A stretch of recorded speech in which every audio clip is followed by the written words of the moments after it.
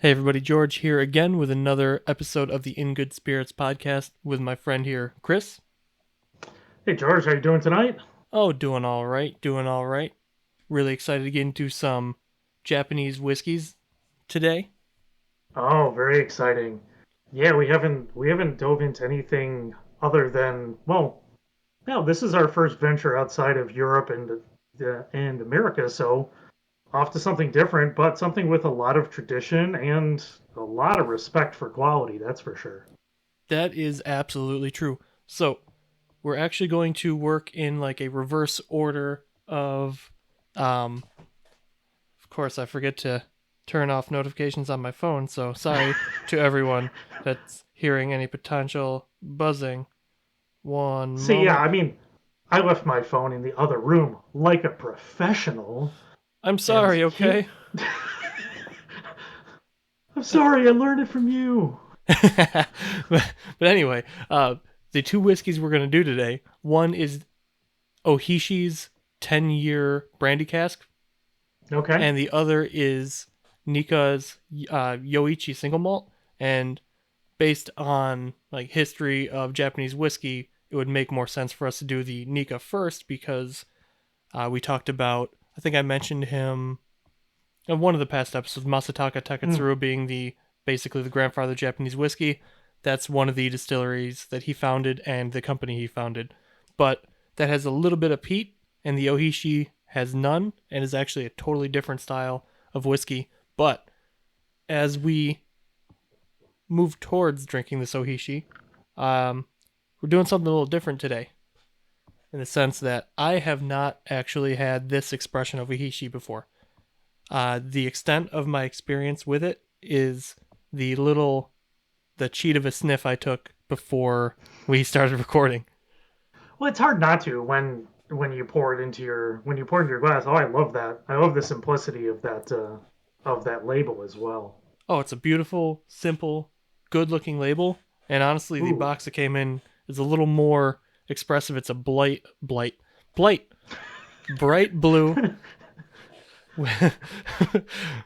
Oh, this is yeah. full I of wind. mean, yeah. With the world outside of us right now, I can see why you'd use the word blight. But um, well, speaking of bright, I mean, man, this has a very bright nose on it, almost like cinnamon candy. You know, it's got some real brightness to it. It absolutely does. And what's really different about the Sohishi from most whiskey in general is it is 100% made from rice. Oh, see, that would make sense because it definitely doesn't smell like anything else we've tasted so far. No, definitely Um, not. Yeah, that's interesting because now I'm hunting for rice, but it's not. That's not what I'm smelling. I'm definitely smelling that. Some of that. It's very clean smelling. Um, So, something from the label that I feel like needs to be explained because even though I've not had this expression of Ohishi, I'm familiar with some of their other ones. On the back, it says Ohishi whiskey is distilled from malted and unmalted rice, fermented with the groundwater of the Kuma riverbed in Hitoyoshi, Japan. hmm. So, real important to note here is milled rice cannot be malted. The rice has not been malted. It's probably a mistranslation or something there, but the actuality of it is the rice that they're referring to as being malted, if you will, is actually rice that is infected with koji, which is the happy fun fungus used in sake production. Oh, well, that. See, I love that. I mean, I'm a fan of koji fermented things from miso to soy sauce. It's makes for such amazing flavor, and depending on what you're fermenting, you can get super savory, or in the context of sake, you can get these beautiful florals and everything else as well. There's different strains for different applications. Oh, absolutely. And this is, I'm going to assume, the strain used for sake production. Yeah, I would imagine because this you're getting those that brightness, a little bit of that floral. It's the aroma is really, I mean, I'm going to use the term intoxicating, but it's you really want to keep on going back and smelling it. It's fantastic smelling. And it's actually so in other expressions of Ohishi that I've had, like their baseline no age statement, no denoted cask finishes or anything. It's kind of like concentrated, like everything good about sake. Mm, This, I get a lot of the brandy notes, a ton of them. okay. Yeah, I could see that. I think we're going to need to do more specific brandy things for me to get a better feel for it. I think we might have to invite Chris Carlson on for that one so we can taste some good stuff. As long as we can do a 3 hour episode, I think so. Absolutely. No, in uh, all seriousness, though, I think it'd actually be a lot of fun to do that with him and do like an Armagnac and like a some other kind of brandy. Maybe not cognac, but oh well, with him it's got to be cognac too. But I like yeah, Armagnac and maybe yeah, like some apple absolutely. brandies and Calvados and stuff like that. But anyway, enough about potential future things to do here. We are drinking a Yes, 100% let's rice do based it. whiskey right now.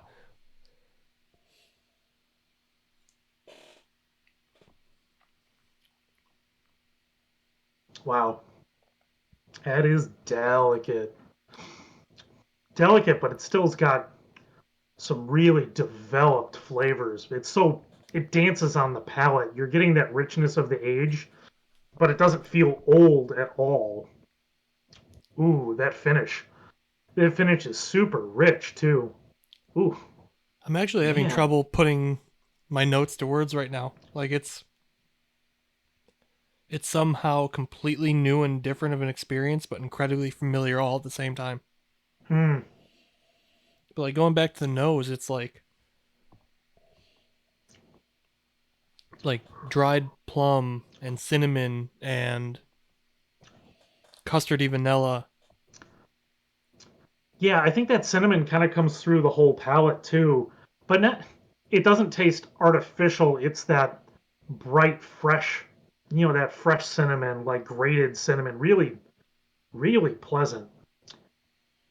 You're definitely getting that vanilla, but again, it's like good vanilla. It's developed vanilla. This isn't artificial vanilla extract. This is more that rich vanilla. Right, like a vanilla bean, like an actual custard made with vanilla Yeah, beans in it. Like very custardy, very real, very natural. yeah. It's not dense though. I think that's the part I'm loving about this so much is you're getting these rich flavors. It's delicate on the nose.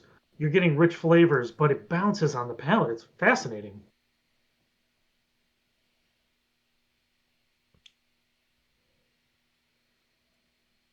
I'm kind of Mm. stuck on the nose now. Like even though I tasted it, I'm stuck on the nose again because there's so much there that I'm trying to put to words. There's an aroma that's identifiable. I'm not connecting the dots there. Well, yeah, and I think it's yeah, I know. I think I know what you're talking about. It's not a mustiness, but there's something else there. It's it's almost it's weird now that we've talked about it being rice, but this is the first time it's coming through like a rice pudding. Yeah, yeah, and that definitely ties into like the custardiness, that like puddingy thing. But I think I'm getting the rice more now that I'm sitting with it and I'm aerating, making sure to breathe in and out. I mean, there's a lot of layers on this. It's kind of Yeah, like kind of reminds me of our local Greek restaurant's rice pudding in some ways, but obviously a lot more delicate. and it's got like a deep wood note, like very Hmm. very clearly French oak. Whatever brandy they're using is without a doubt French oak, and we're gonna check their tech sheet because I actually have not read that yet. I only cheated with a sniff. Um, No, I see I I see what you mean now. I'm definitely getting that wood now that I'm focusing on it at the finish. Yeah, that deep French oak, like the stuff, like Yeah, classic, rich, intense vanilla, but that natural vanilla, like the spice, baking spices, and just they definitely used some sort of French oak. The brandy they're using was without a doubt at least partially French origin or French oaked. yeah. And now that you mention, I am getting a little more on the nose as well. I might have a suggestive palate. I don't know, but now that I'm focusing on it, I can hit it on the nose a little bit. But I mean, working through this one is this is the kind of whiskey you can really love because it takes time to really work at Yeah, in retrospect, this may not have been the best whiskey for me to try the first time it. while being recorded because I don't wanna do anything but think about it. I just want to sit here and overanalyze it Oh silently, yeah, and that's the opposite of what we want to be doing right now. right. But what we can say for sure is, I mean, this is fantastic. It really, this is top notch stuff, and one that can suit a lot of different occasions because I think I think it's a immense success when it comes to balance and craftsmanship. But this is a common refrain I've had when I've tasted all manner of Japanese whiskeys. But that's pretty fantastic. You getting any like dried mango or like dried papaya on the palate? Like some sort of dried tropical like orange colored fruit? See, I like that papaya note because I think it's that little bit of that little bit of dank fruitiness. I think really captures one of the things I was getting at. Because it's we were talking about custard, but it doesn't have that density. You know, it's got some richness, but it's not dense. But that dark juiciness almost. But again, it's so balanced with it's not acidity, but it's that brightness that comes along with it. It's Yeah, yeah, it's that's top notch stuff. and it's really warm in a very pleasant way, and the alcohol is only 42.2%, so Yeah, it's not overly high. I was gonna say, my first thought was 80, but because it's so easy, but this is one of the rare occasions where I think it really suits it. Not to say it wouldn't have its own enjoyment if you raised it, but I think everything that we're talking through, I don't think it needs more, which I wouldn't usually say. Yeah, it's right where it needs to be. Yeah. All right, we're gonna move on because this you're right. This one we could go on for a Yeah, full half no, an hour just talking about that. this is too damn good. So So, this, yeah, go ahead. but real quick, overall impression at trying to remember how much it is. I mean, the short answer is yes. I don't. I'm not sure I care. I think it's around the 65 to $70 mark for this. It's not anything To be overly. honest, yeah. The only reason why I wouldn't say it's just a dead steal is because of being 84 proof. But even then, I mean, at that price point, I think it's truly fantastic. I think it's a truly unique expression and one that you really should look for. It's top notch. Yeah, this is I this is love that. everything you want in a whiskey. Yeah, It's got just everything. I'm yeah. I'm kind of literally without words on that. Real quick before Well, we move on though, I want to double check. I yes. want to I want to see if it was French Oh, origin please. brandy or anything. But you But I can want to. go ahead while I'm looking that up. Yeah. So as I think this is an interesting thing because the in the prior episodes, George had tasted most of these before, if not all of them, and I think this is I love this part of it to see somebody really truly love something and almost get it's not flummoxed, but you get it's just this deepness that you want to dive into something when it's awesome, and it's one of the exciting parts about tasting something like this. Um, and I can't help myself, but I'm starting to smell the second one. And the nice thing about it is this distillery, this is one of the first, the Nikka distillery is one of the first ones that I've had a number of different products from their line before. I have a bottle of their gin sitting on my shelf. Oh, Here, I've had, that gin yeah, is go ahead. incredible too. Oh, it's so good. You find what you're looking for? Yeah, I'm just quickly skimming through all the information, but uh, real quick information: their master distiller uses 30% estate-grown rice, and then 70% of the rice comes from surrounding Kumamoto Prefecture. Mm. Now, moment of truth. Let's see if George knows what he's talking about. The Brandy Cask expression of Ohishi is a blend of ex cognac barrels between 3 and 25 years of age. So yeah, that's literally saying only cognac. So I was Oh, very it's right about French origin and French oak. absolutely. Here are their tasting notes, by the way. Oh, It's interesting. Let's see. delicate yet angular, with notes of citrus, black peppercorn, and vanilla.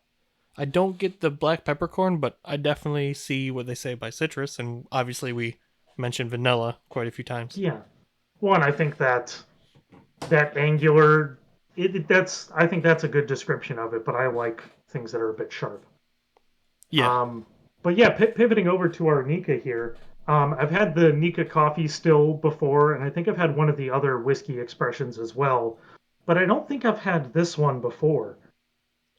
So there So are this one is, yeah, this is the Yoichi single malt. yes. So Nikka has uh, that I'm aware of off the top of my head, and I'm not forgetting two distilleries. One is the Yoichi, which was the Okay, first distillery that Masataka Taketsuru opened under the Nikka Whiskey Company.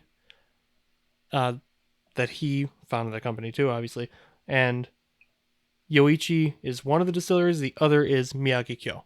And okay, real quick backstory for those of you who don't know or didn't hear me talk about it before in another episode, Masataka Taketsuru is the in many regards the grandfather of Japanese whiskey in the early 19 teens, the pre 1920s, whatever oh that wow, decade is really referred to as the 19 teens.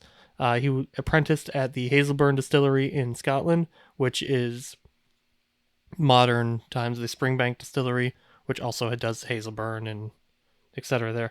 But it's actually really interesting, and we're probably going to do this in the future because uh, he apprenticed there. He learned pretty much nearly everything he knows from that distillery. He apprenticed at other distilleries too, but that's the big one. And he came back to Japan and helped the Suntory found their Yamazaki distillery, which is okay, kind of like the flagship Japanese whiskey. But because of his time at Springbank, I actually see a lot of similarities between Yoichi and Springbank. So I'd love to, in the future, sit down with like a Springbank 10 year or like a more everyday Springbank and compare it to the Yoichi because they're very different whiskeys, but you can see that there's very clearly some lineage there and yeah, stylistic what, similarities. yeah, and I think that's it's an interesting point because a lot of Japanese whiskey heritage flows through Scotland, but I think something like this, like the Oishi is so distinctly like modern Japanese whiskey versus something like this, which probably has more roots towards, like you said, more roots towards the Scottish, that passionate Scottish whiskey um, heritage coming through, because that's there's a lot of that there, and a lot of that respect for the process goes through that as well. Yes, and that process is actually on this whiskey going complete 180 from the Ohishi. It's very classic Scottish style single malt using some of the barley is peated. It's a very light level of peat in this. If memory serves, the way they do it is they have runs of whiskey that are peated, runs of whiskey that are unpeated, and they blend everything to taste, which I like the way of doing that. Yeah, and And this definitely smells balanced when it comes to the peat versus some of the more intensely peated ones. You can smell that it's there. You can smell the smoke both from the malt and from the um, and that those high medicinal notes. But I mean, but you're getting that richness, that appley note on the nose. I mean, it smells really pleasant. oh, definitely like baked green apple, a little bit of Mm-hmm. like whiffs of smoke, again, a little bit of vanilla.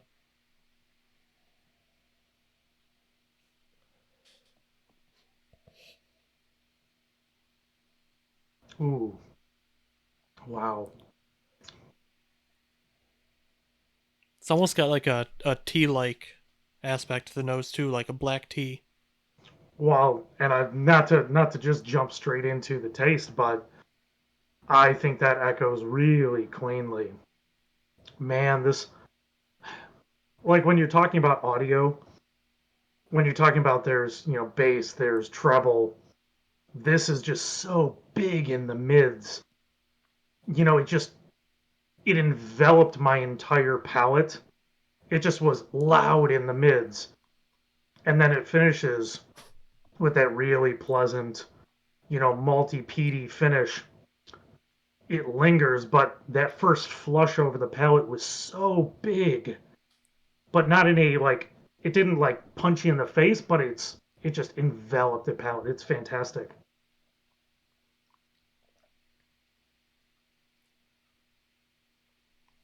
Yeah. Wow. And again, though, like Ooh.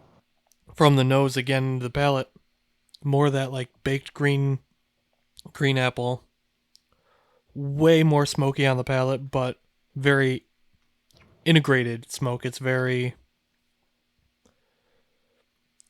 intermingles nicely with all the fruit and all the other sweeter notes of it. And it's For sure. very I think like Sharpie marker meets campfire smoke. yeah, but again it's in that really exquisite balance and the Sharpie definitely that Sharpie note comes through. But I think it's that slight tea astringency in a really pleasant way, but like a quality tea Yeah, like really, because really you good get like black tea. yeah, I'm thinking like almost like a Darjeeling, something's got that presence, but something it's very, very pleasant.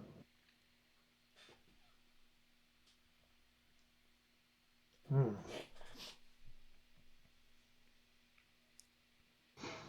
Interesting. Now on the third sip, I'm getting a little bit more sweetness. Definitely like butterscotchy. Yeah, butterscotchy, almost. Yeah, I'm getting a little bit of that like powdered sugar that high sugar note on my palate. Yeah, like a powdered donut. Yeah, just that. It's just like right on the tip of my tongue sweetness. Yeah, like powdered Um, donut, butterscotch, and really overripe baked apple. yeah, I'm getting that butterscotch a lot now, but it's really integrated with that smoke as well. Mm. I think it's something as I'm a severe food nerd. I did restaurant reviews in one of our local newspapers, my own food and drink podcast, Food About Town, and I'm passionate for people that are passionate about food. And every time I watch a food travel show and they travel to Japan for one reason or another, you always see this dedication to expertise when it comes to food. It's the people that do one thing for their careers, whether it's Jiro dreams of sushi, but in modern times, like they've taken Neapolitan pizza and made a career out of it. That was a great And documentary, by the way. Jiro Dreams of Sushi. That oh, just amazing. it was mind blowing. I never knew I could be so blown away by a sushi documentary. I love sushi, and I didn't think I'd like that documentary that much. Yeah, it's fantastic, I think it's part of the culture is this true respect for making something as good as it possibly can be. Even people coming from outside. The gentleman Ivan Orkin, got ramen places in New York, and he had moved to Japan and he opened his own ramen place, but he did it in the Japanese style with that respect for the process and understanding that expertise means something in a career of making something is absolutely, that kaizen, that endless improvement. And tying that Mm. back into whiskey real quick. This is not the whiskey in question with the story I'm about to tell, but a friend of mine is a distiller. He's a bourbon guy, loves bourbon, bourbon number one, bourbon, bourbon, bourbon. He doesn't like anything better than bourbon. He got in the business to make bourbon. Now, his aunt brought him back a little bottle from Japan of a Japanese bottling of Yamazaki. No age statement, no frills, just it's not I don't even think I've seen a international market or US market no age statement Yamazaki before. That I've only seen this Japanese market one. And I was over at his apartment one night and we're working through a whole bunch of different whiskey. And it's like, you know what? I'm like, you got to try this Yamazaki. So we open it up.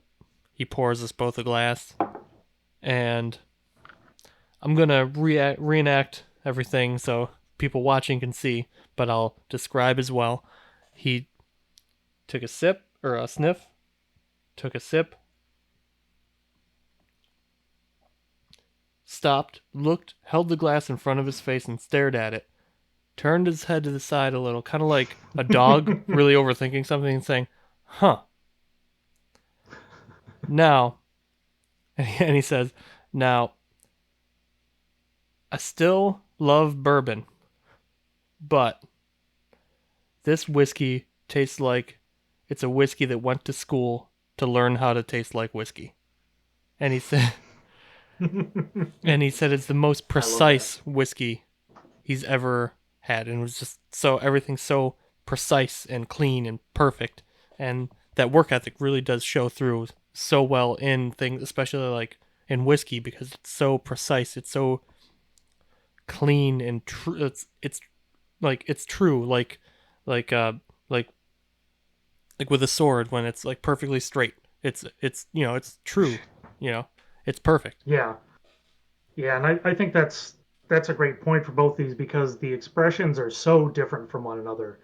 The Oishi was that delicate, balanced, angular flavor with all these corresponding interesting richnesses, and then this Nikka single malt provides us that a lot of those classic flavors, those classic Scotch flavors, but very clean, very articulate. This is almost quintessential Scotch made in Japan in a really clean, awesome way.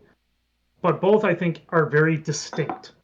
And that's something you can say they were made with this particular vision and made distinctly and precisely that.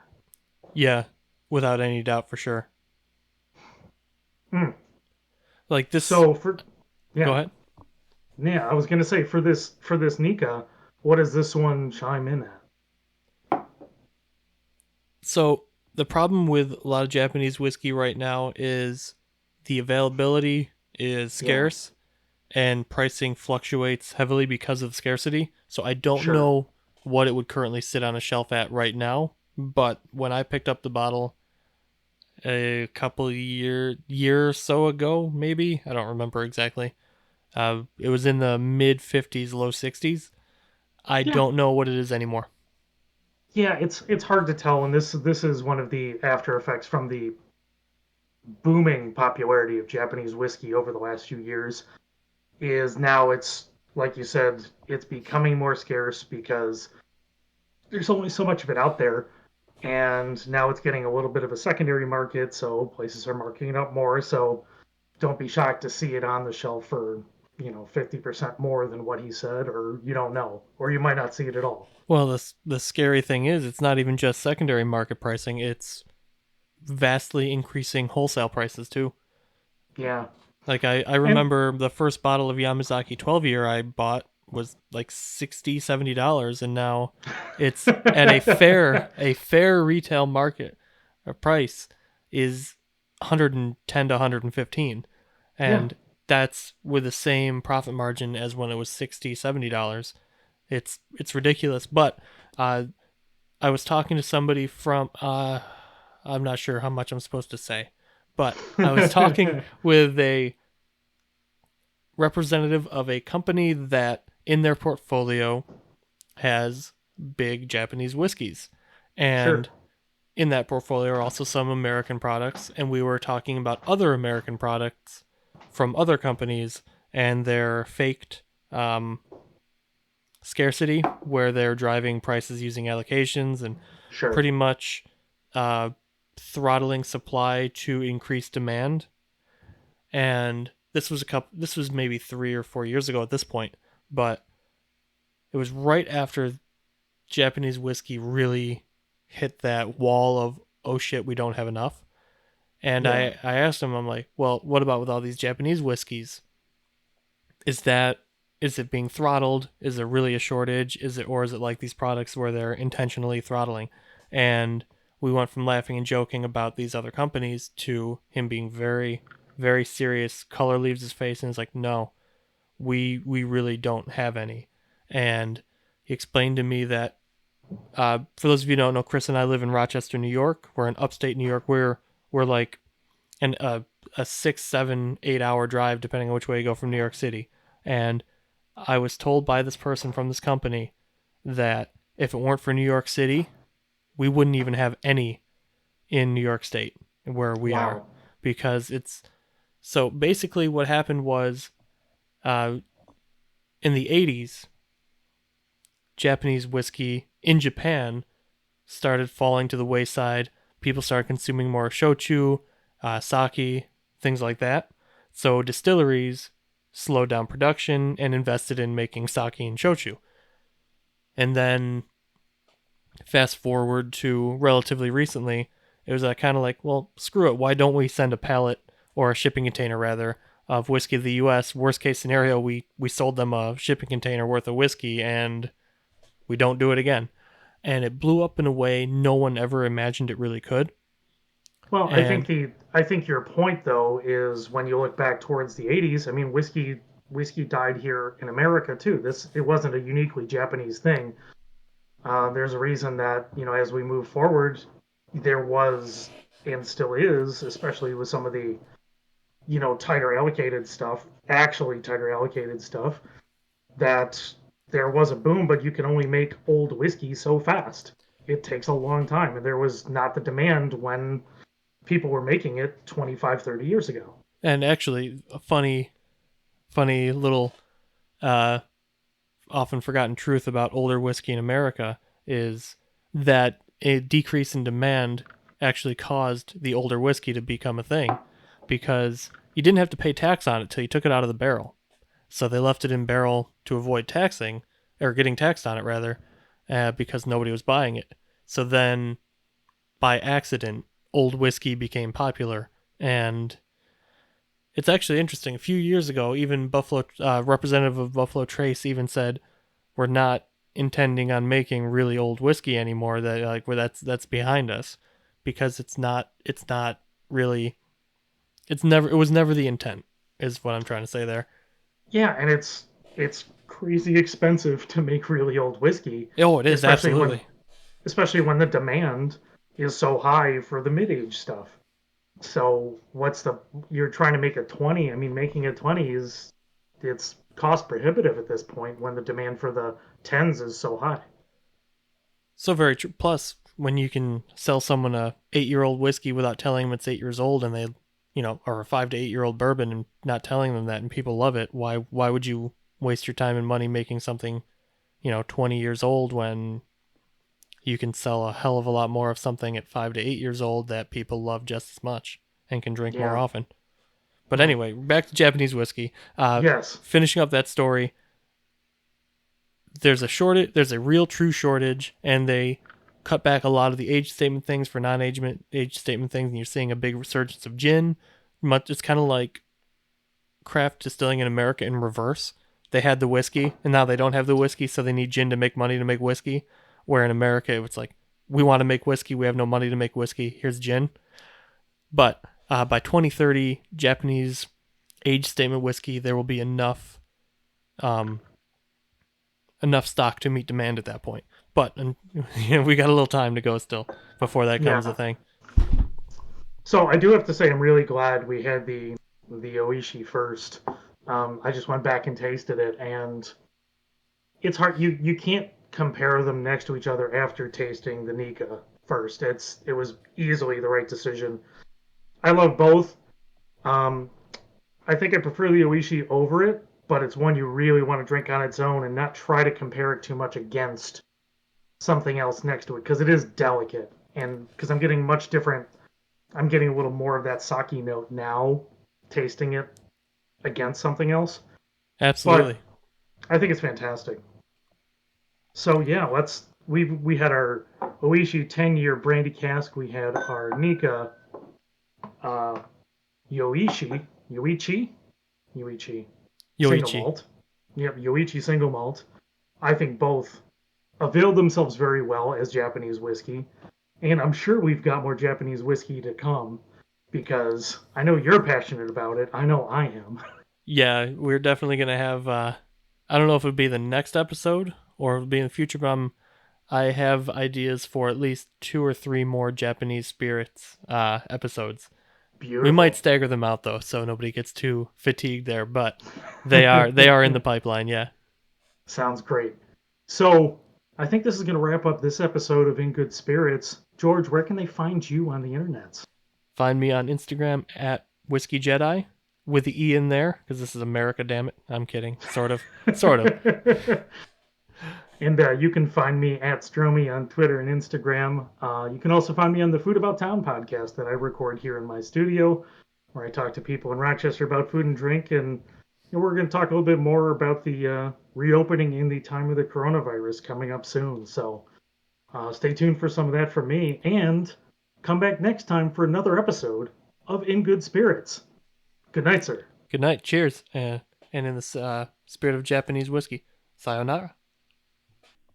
Okay, so we said the episode was over. We did our outro. But then we retasted the Ohishi we were talking about, and we just got so much more that we had to come back just for a couple minutes and talk about it because, like I was kind of mentioning in the episode, we tasted it on its own. Then we tasted the Nikka. And then going back to it, my first taste, it almost felt like there wasn't enough there. And then my palate reacclimated to it, and I'm getting so many different notes. Yeah, And and yeah, go after ahead. having it sit for probably between the length of recording and how much we talked before and we pre-poured them had to be Yeah, about 45 minutes. It's yeah, for sure. changed so much. Like it's changed so much in such a positive way that we were both about to say goodbye to each other to go spend time with our wives, and we and we're like, holy shit, this whiskey is so ridiculous, we need to spend another few minutes on it because Yeah. it's like the stuff we were talking about without between recording. It's like raisins and flowers and honey and more of the spice. It's just so concentrated. Yeah, it almost the weird thing, it almost feels like it lost brightness, but not in a way I feel bad about it all. I'm getting that the first time we went through it, I didn't get the brandy as cleanly. I'm getting those raisins, I'm getting that some of those oxidative notes, but I was getting lilac on the nose sitting with it again. And the more we talk about it, that we got so many fascinating and awesome things the first time around. And now that it's sat and our palates have reacclimated and it's opened up, we're getting such different things. I mean, Yeah, and it's not even this is just a steal lilac. and a It's half. it's other purple flowers like violets. It's like very purple Oh, yeah. flower, and Yeah. like the palette is it's more intense but softer on the edges, if that makes sense. Like it's more concentrated Absolutely. in flavor, but a lot less angular, a lot less like astringency. It's very Mm, it's it reminds me of like there's a I can't remember the type of wine it is, but it's a dessert wine from Portugal. It's fortified. It's kind of similar to like a sherry, but it's not quite. It's very raisinated, very dense, very concentrated in flavor, and it reminds me. This reminds me of that a lot. mm. Yeah, I mean, I gotta say, I'm really glad we came back to talk about it for a couple minutes because both of us, I think we're gonna sit with this for a while for the rest of the evening. I'm gonna empty the rest of my sample and work through this, but um, this is one you want to spend time with. Spend time with it. Don't just hit it quick and enjoy the first round. This is one you want to spend time with. Have a decent pour and really luxuriate Yeah, for sure. in the depth I'm of flavors. I'm topping off my glass right now for when we wrap things up for real because I kind of want to go sit on the couch, and while I want to spend time with my wife, I also want to spend time with this whiskey. Well, on that note, this actually closes out this episode of In Good Spirits. So George, get out of here. I'm going to get out of here. We'll see everybody next time. Kanpai.